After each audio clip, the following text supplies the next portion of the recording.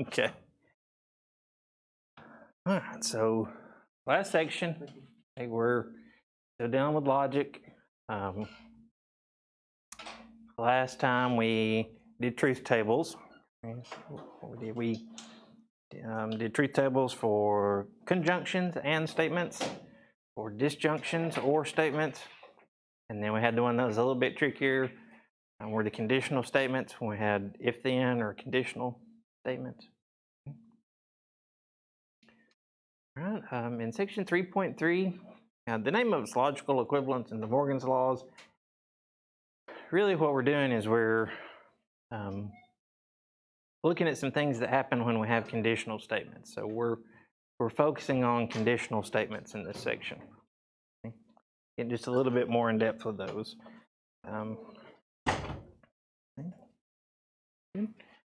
The idea is that depending on what order we put statements in, if we just have simple like conjunctions and disjunctions, if I say the cat is black and the sky is blue, it doesn't change anything as far as the truth value. If I say the sky is blue and the cat is black, the order doesn't matter there. Same thing's true with a disjunction. If we have or, you can switch the order around and it doesn't change the truth value. And that's not true when we're dealing with conditionals. And with conditionals, if we start switching the order around on things, it changes our logical flow and changes what we mean there. Okay?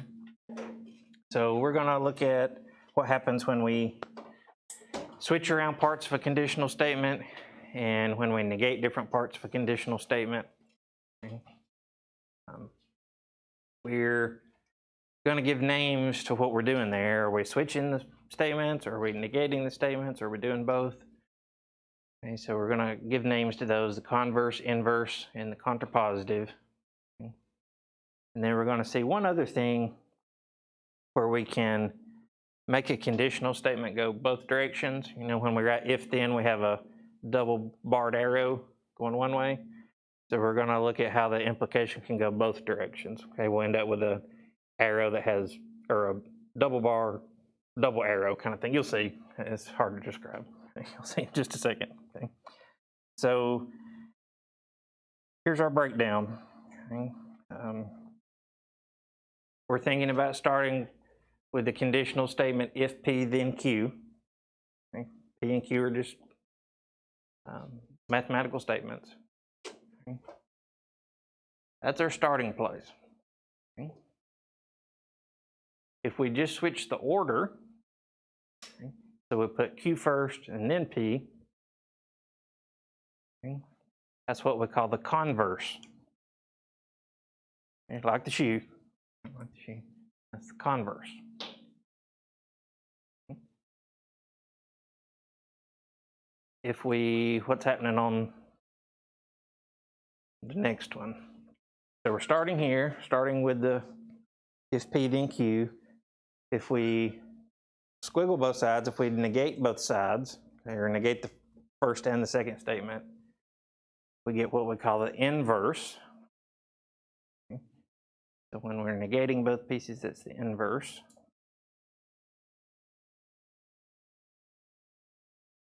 Okay. On this third one, the contrapositive, what are we doing? Well, look, Q comes first, and then P, and we've got the negations in there. So for the contrapositive, we're doing both. We're switching the order, and we're negating. We get the contrapositive. That's the contrapositive.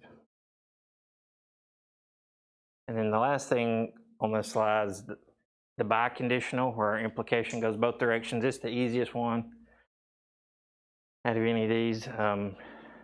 So what this says when we put the two arrows on our double bars, okay, when the implication goes both directions, the way we read that is P if and only if Q. Okay. So that one's easy because that's the only way we're going to see it. Okay. This if and only if is always going to be biconditional. We're gonna look. Okay, yeah, so good question. That's a good question to ask. That's where we're headed. Okay. So that's the big goal in this section is what happens to our truth tables.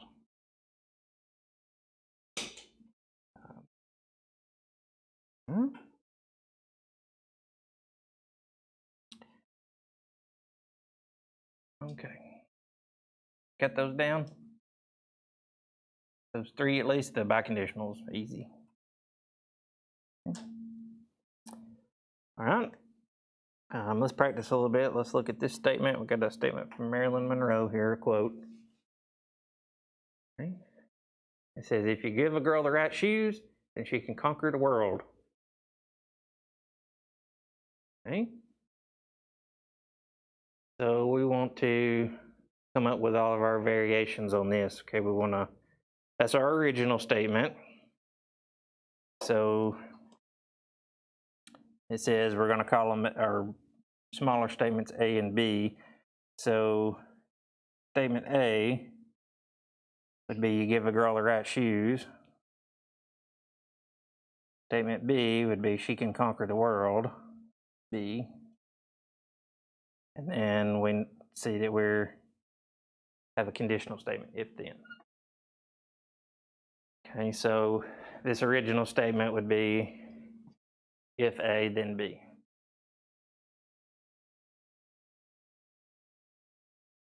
So let's start with the converse. So if we want the converse here, that means we're just going to switch the two statements. And we just switch the order. So what would our converse be? It'd be if,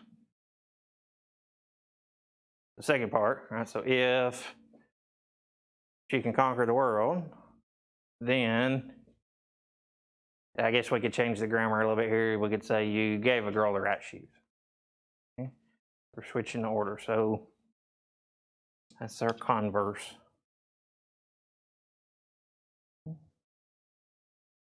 What we want switch the order. So we want if B, then A. So if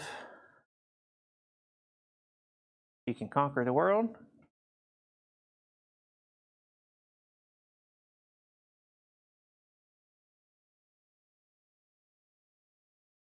then you gave a girl the right shoes.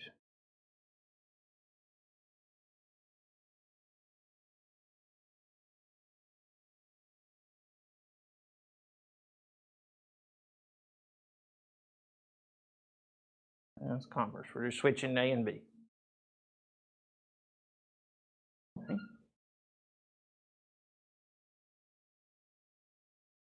Okay.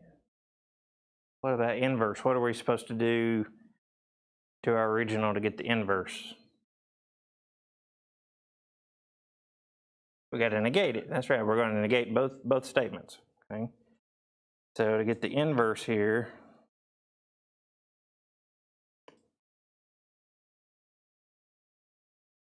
we're going to negate both pieces. So we're going to say not A, or if not A, then not B. Okay. Let me get some space here. Okay. So we're leaving the order alone, but we're negating. So how could we negate that first part? We want to negate you give a girl the right shoes. Yeah, that sounds good to me. If you don't, okay, give a girl the right shoes.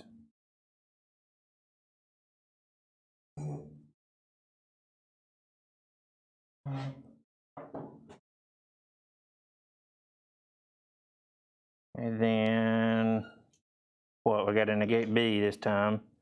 So we got to negate she can conquer the world. She can't or she cannot, yeah, either one's fine. Then she can't conquer the world.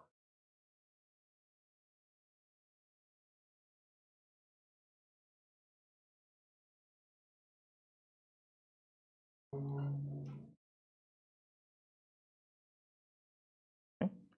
So we've got our negations in there. gives us our inverse.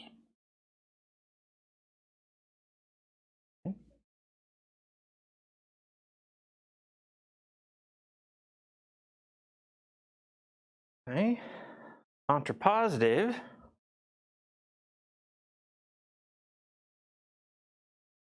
I'll go ahead and erase all this. For the contrapositive, what do we have to do? Converse, we switch them. Inverse, we negate them. Contrapositive. Yeah, we do both. We negate and switch.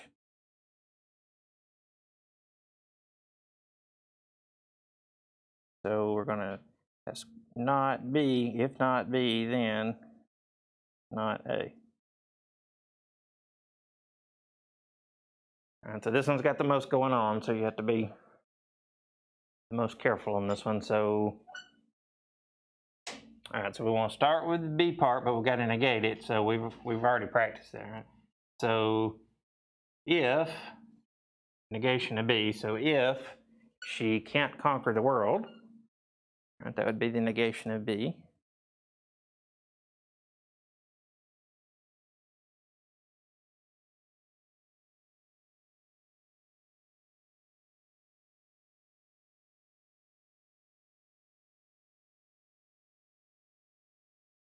Then we got to negate A. So say then you did not give a girl the right shoes. That'll negate A.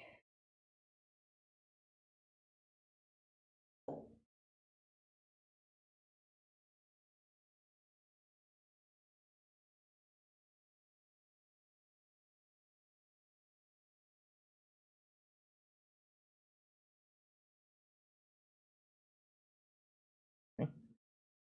There are contrapositive there.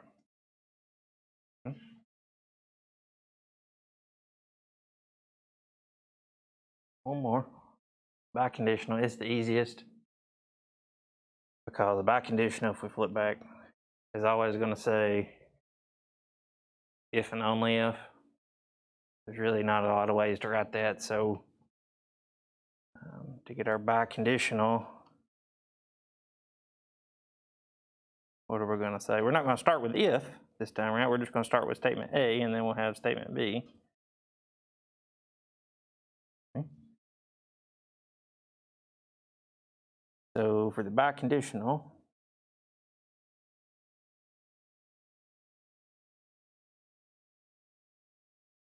symbolically, we just have A and then the double arrow. But we'll say, we'll just start with A. So you give a girl the right shoes.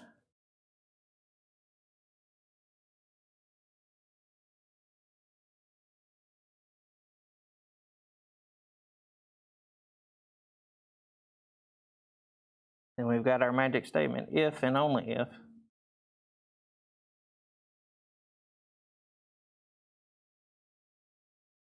She can conquer the world.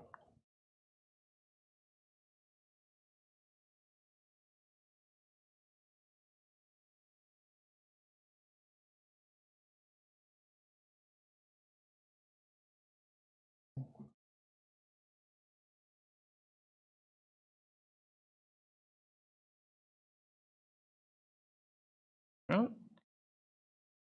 got those? A little bit of the idea. The main thing is remembering which one's which. On those. Okay. All right, let's look at another one. We're not going to write all of them on this one. Okay.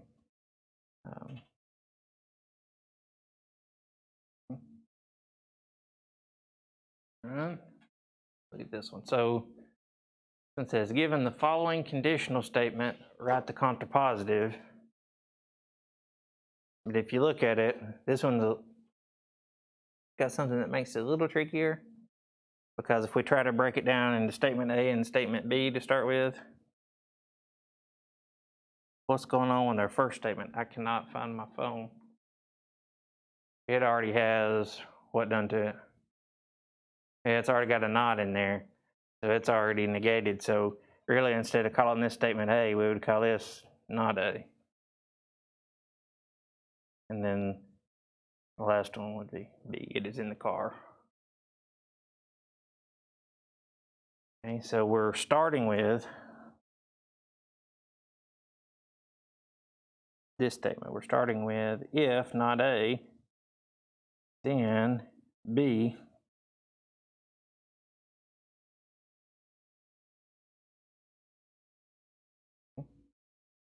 so tells us to find the contrapositive. So for contrapositive, we have to switch the order and negate both statements. So I'll do it 2 steps. I'm gonna switch the order. So we'll have if B, then not A. And then we need to negate. So there's where we've got an extra little bit of tricky business going on, because negating the B is no problem. We just have not B. But what do we end up with when we negate not A? Not A or A. Remember, the squiggles cancel each other out.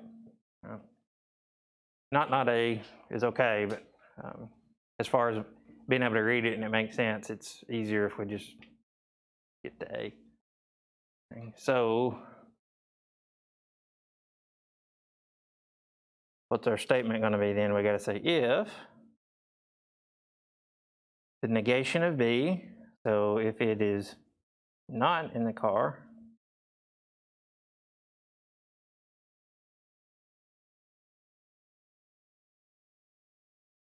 then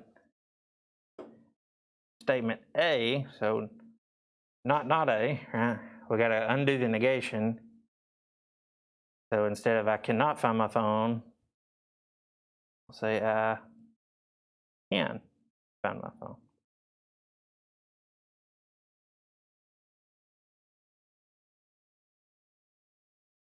So our contrapositive here, our original statement, let's start there. Our original statement is if I cannot find my phone, then it is in the car. Our contrapositive says that if it is not in the car, then I can find my phone. Okay.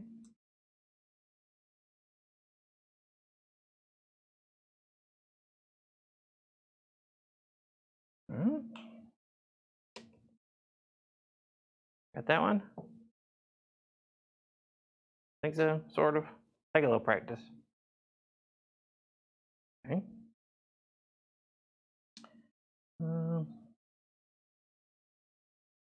Let's look at another biconditional. Again, these are easy, but let's look at another biconditional. Okay. I've got 2 statements here. I'm breathing, I am alive. It says write the biconditional statement. So we want C if and only if D. Biconditionals are easy. You just write statement 1, if and only if, statement 2. So statement 1 here, statement C, we'll say I am breathing.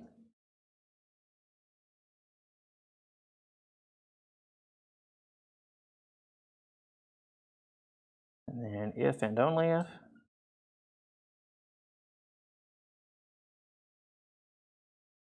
I am alive.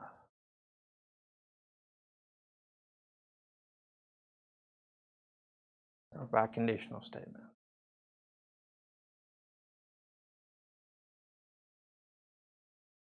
Those are the easiest ones in the section. Not bad.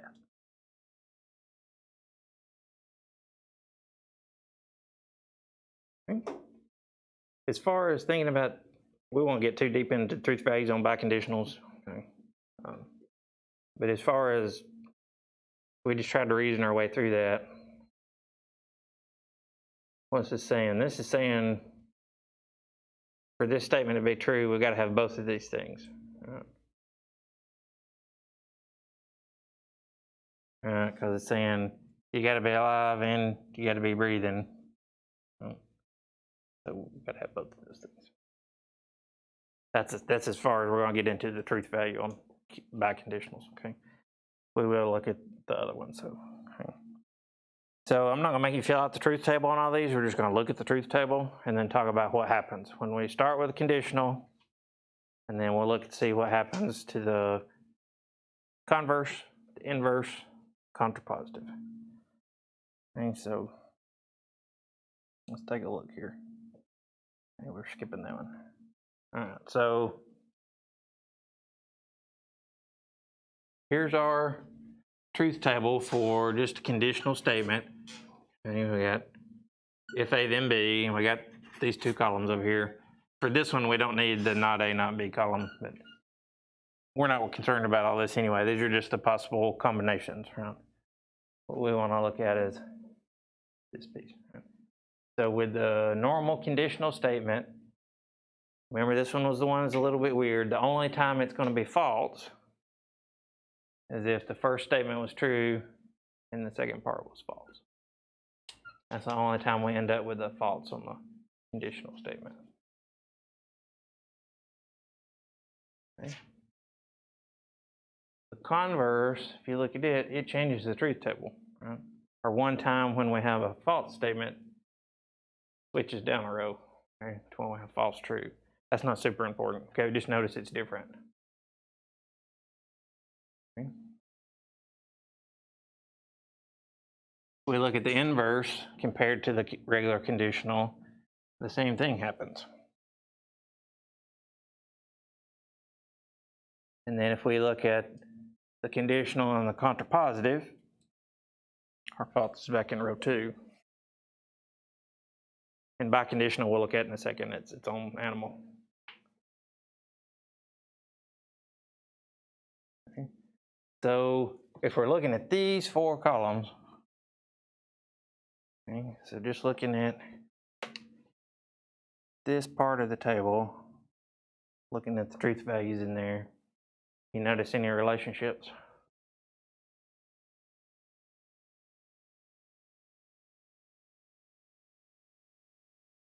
Yeah, very good. Okay, so good, yeah. So this column, the conditional that we started with, and the contrapositive have the same truth table. Okay. And then the same thing is also true if you look at the converse and the inverse. They have the same truth table. So if you start with a conditional statement and you reword it as a contrapositive, you're not changing the logic. They have equivalent logic. And then the same thing's true with the converse and the inverse. Okay? You start with converse and then you switch it to the inverse, okay, you're not changing the logic. Okay? They have the same truth tables there. Okay? So keep that in mind for just a second while we look at the last column. Okay, biconditionals, again, they're their own animal. And all we're going to do is we're just going to look at this one. Okay, we've got enough going on that I'm not going to make you fill out a biconditional truth table. Okay, but look at what happens. Okay, a biconditional is only true when it's true on the first row and it's true on the last row. So what's going on there? What do you think our rule is? It's true here and it's true here. So if we have true, true, we get true. Or if we get false, false, we have true. But if we have true, false, or false, true, we get false. So how would you say that rule? Yeah, that's good. It's only going to be true if what? If they're both the same. Okay. If we got 2 truths or we got two falses, then it would be true. If we've got a mix, then it would be false. I guess biconditional. But again, if you remember biconditionals, if and only if, we're good. We're good on that. Okay, so back to our idea here. Okay. We said conditional and contrapositive had the same truth table. Converse and the inverse have the same truth table. Okay, we have a name for that. when you have different logic statements that have the same truth table. Okay, we call those logically equivalent.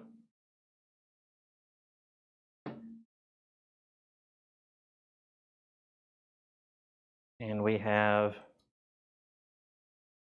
a symbol introduced here. I don't think we use it in any of the problems or anything, but our symbol to say two statements are logically equivalent is like an equal sign, but instead of 2 bars, we have 3 bars. 3 bars. So we could say statement A is logically equivalent to statement B. That would mean their truth tables are the same.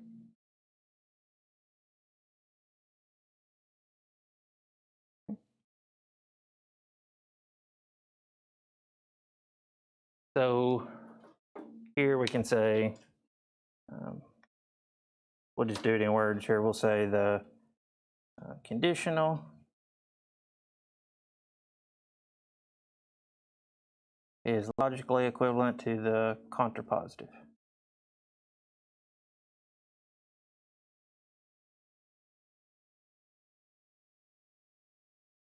And the converse is logically equivalent to the inverse. Okay. That's what we found out looking at the patterns on our truth table. Okay. And if you're just looking at the actual statements instead of the truth tables, that's not obvious. Okay. Let's go back to our Marilyn Monroe statement real quick. Wherever it was at, let's see.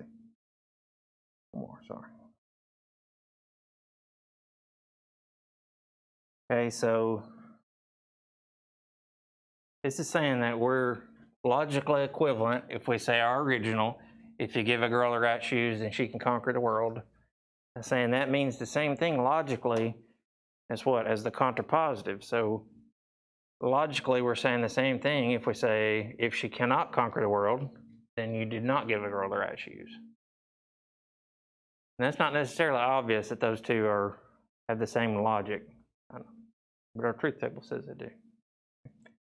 And then same thing with the inverse and converse. So we're saying if we say, if she can conquer the world, you gave a girl the right shoes, has the same logic as if you did not give a girl the right shoes, then she cannot conquer the world. Okay. Maybe that one makes a little more sense if you think through it, that they're equivalent.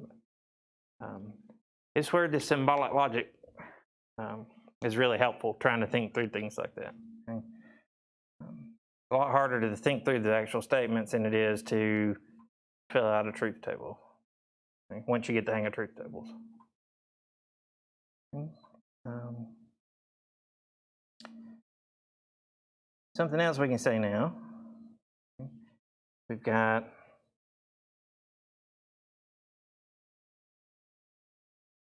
something we've seen already that we're seeing again.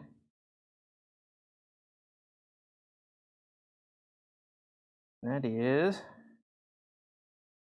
this idea of De Morgan's laws. Okay. So we saw these when we talked about sets in the last chapter. And here they are again, now that we're talking about logical statements. And it's probably easier to see how these are helpful here dealing with logical statements than it is dealing with sets. The set version of these, okay, number one in set notation said if we want the complement at the intersection of two sets, and we could take the complement of set 1 with the union complement of set 2. Okay. So thinking about the relationship between the two versions, okay, taking the complement of a set, we're finding like the opposite of that set. And that's what we're doing when we're taking the negation. Okay, we're finding the opposite truth value of a logical statement. And then intersection and have a relationship with each other, and the union and or have a relationship with each other. Okay. So two seemingly unrelated fields of math end up overlapping. And that's really common. Really common. So thinking about these in terms of logical statements. Okay. What is this saying? Okay, this is saying if we have a conjunction, two statements joined with and we want the negation of that conjunction, then all we have to do is negate the first statement, negate the second statement, and put them together with or instead of and. Okay. Second one, same idea. And it says if we want the negation of a disjunction of an or statement, all we have to do is negate the first one, negate the second one, and put them together with and instead of or.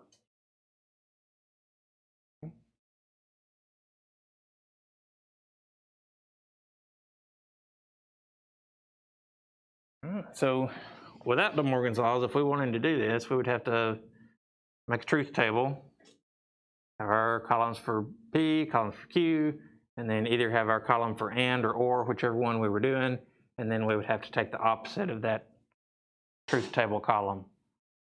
But with De Morgan's laws, we don't have to do that. All we have to do is negate the first statement, negate the second statement, and then put them together with either and or, depending on which situation we're in. We're not going to be too worried about doing that with the truth table, but we just want to be able to symbolically use De Morgan's laws here. Okay, so again, you can kind of think about it like here, we want to distribute the squiggle. We want to distribute the negation. And you can almost think about it like a minus sign instead of negation. So here we would negate the first one, negate the second one, and flip the symbol in the middle. Okay. That's what happens on both. We negate the first statement, negate the second statement, and flip the symbol in the middle. Okay.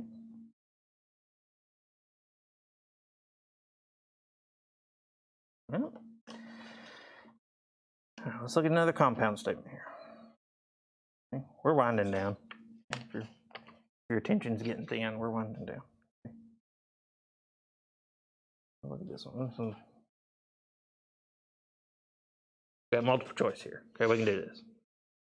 All right. Got the statement that says it is not true that Jack and Jill went up the hill. Okay. And it tells us to choose a statement that's logically equivalent. Okay, so if this is our statement that we're starting with, then how can we get to a logical equivalent statement? That means we're looking for, if this is our original conditional, we want the contrapositive. Okay, we want the contrapositive. A says Jack did not go up the hill and Jill did not go up the hill.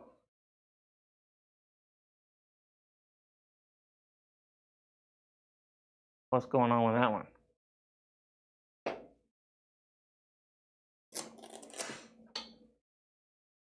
Okay, is that the one we want? How about that? No, it's not. What's going on with that one? All that one's doing is looks like it's trying to rewrite this as an and statement. We don't even have if then in there on that one. So that's not it. What about B? Says it is not true that Jack and Jill did not go up the hill.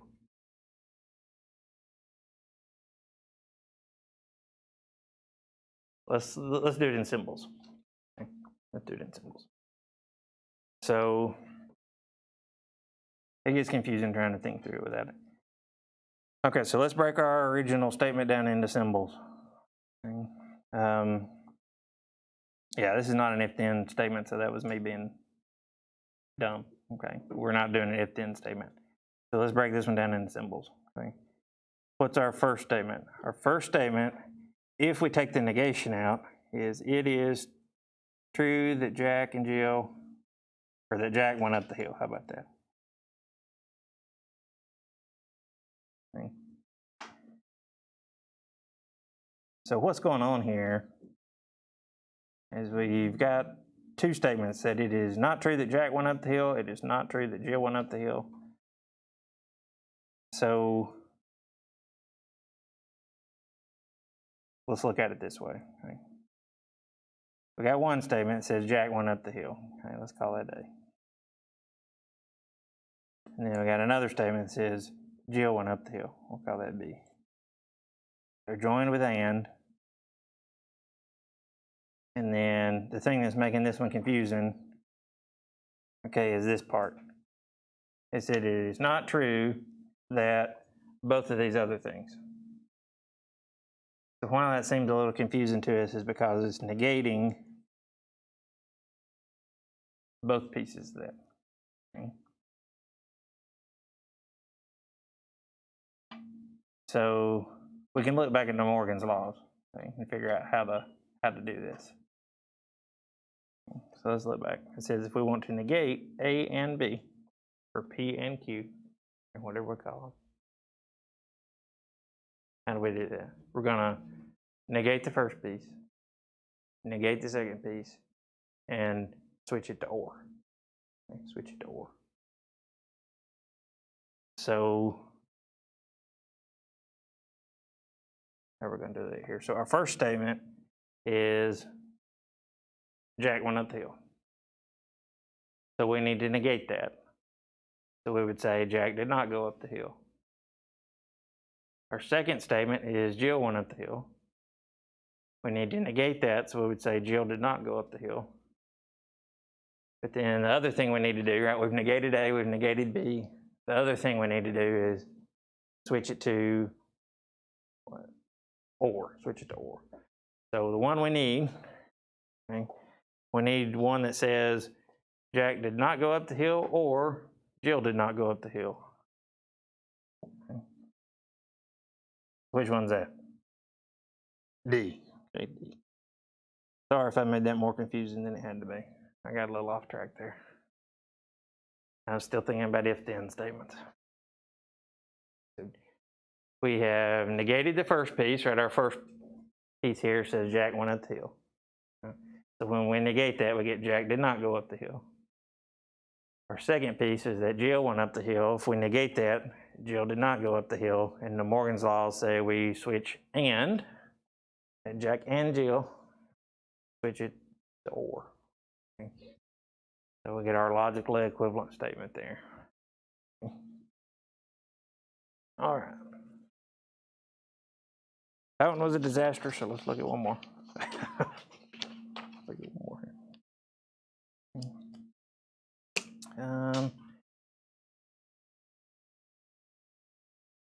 Look at this one.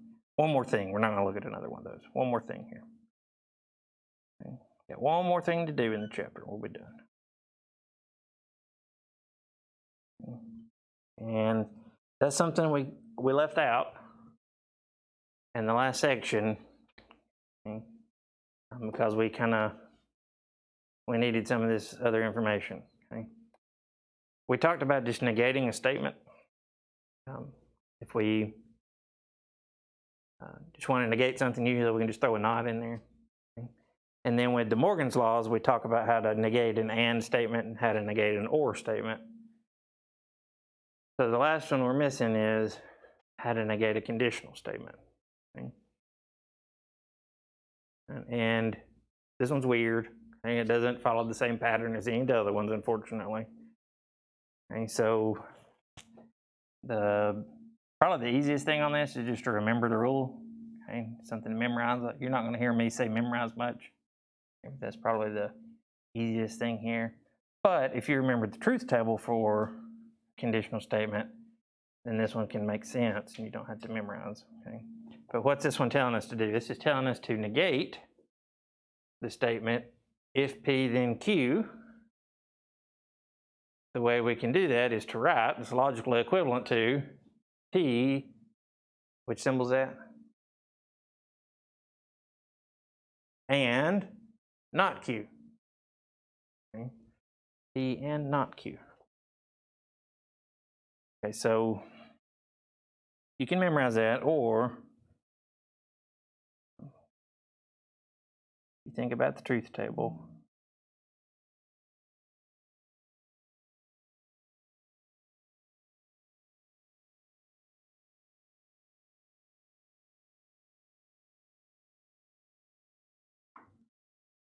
Okay, think about our rule with conditional. The only time a conditional statement's false is which one? When the first one's true and the second one's false.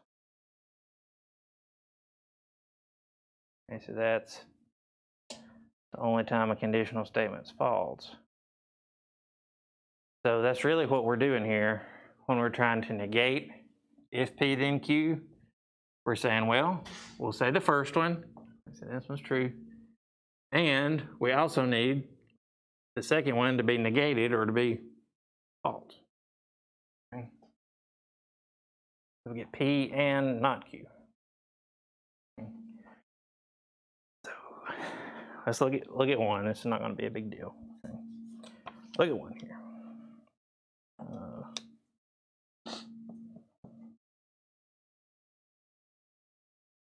Okay. Here we go. This one we have a conditional statement. It says if I go to Moss's Diner, then I get the triple stacked pancakes. If then, statement A here would be I go to Moss's Diner.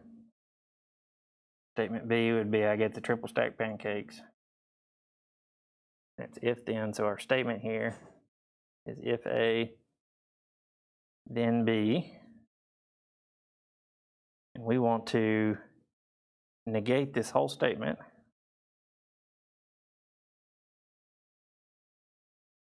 So the statement we need, if we look back at our last slide here, the statement we need is we need the first statement, and then we need and then we need to negate the second statement. Okay. So our first statement is I go to Moss's Diner.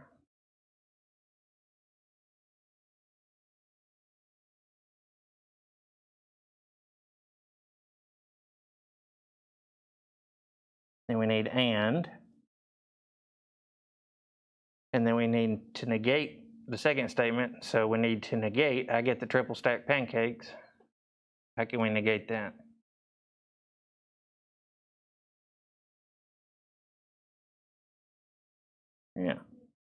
Yeah, that'd be good. We can put don't. I don't get the triple stacked pancakes. That would be our negation. It's probably easier to make sense of if we change the verb tense here. We could say our original statements, if I go to Moss's Diner, then I get the triple stacked pancakes. The negation then would be, I went to Moss's Diner and I did not get the triple stacked pancakes. Sounds almost easier to make sense of it that way. Okay. That's our negation. So we said statement A and not B. That was our negation.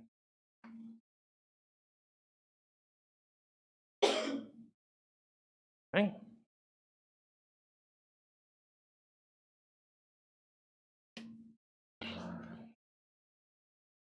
Questions? Sorry, I flubbed up that last example, not this one, but the one before it, and made it all confusing. That's the one thing you don't want. You don't want your teacher getting messed up on trying to explain logic to you, because it makes it illogical. Okay. We got there though, sorry. Nothing? All right. If you didn't sign the sign-in sheet, make sure you get on there before you leave. Okay. So remember, Wednesday we'll be working on Hawks, if you want to work on Hawks. Friday, no, Wednesday we'll do review. Friday we'll be working on Hawks. Yep.